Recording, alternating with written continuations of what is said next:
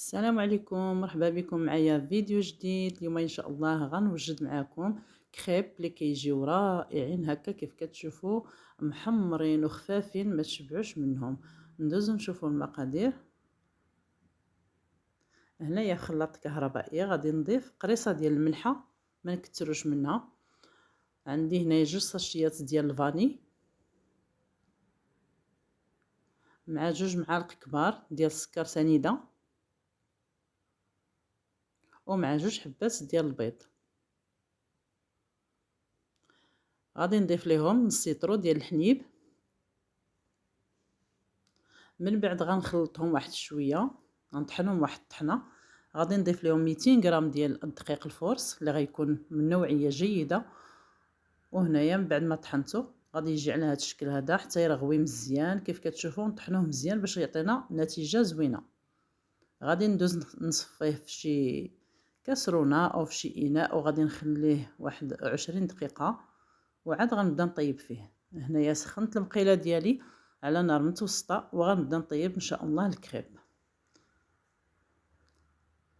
هنايا ضفت الحبه الاولى غادي نبدا نطيب فيه. ملي كنخليوه يرتاح 20 دقيقه كيجينا على هذا الشكل خفيف وكيجي فيه دوك الفقاعات وكيجي خفيف وزوين في الماكله ديالو. هنايا كنطيب الكريب ديالي هنايا حبه على حبه كيف كتشوفوا. بعد ما ساليت الطياب ديالو كيجي على هذا الشكل كيف كتشوفوا محمر وخفيف. ودابا غندوزو باش نزينو الكريب ونقدموه في طبق تقديم.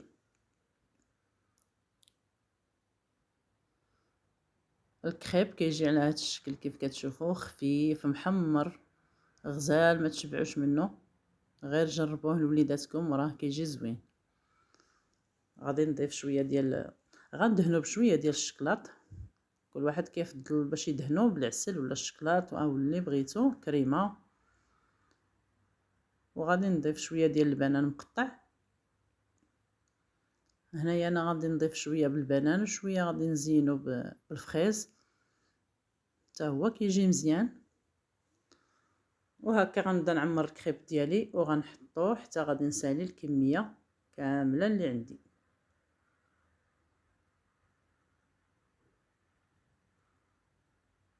هنايا عمرت شويه بالبنان وشويه بالفريز كيف كتشوفوا.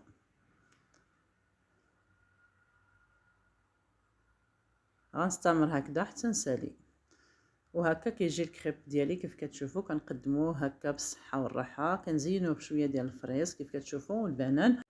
كنقدموه هكذا لوليداتنا بالصحه والراحه كيف كتشوفوا. كنتمنى يعجبكم وتجربوه ونتلاقاو في فيديو جديد ووصفه جديده ان شاء الله. السلام عليكم.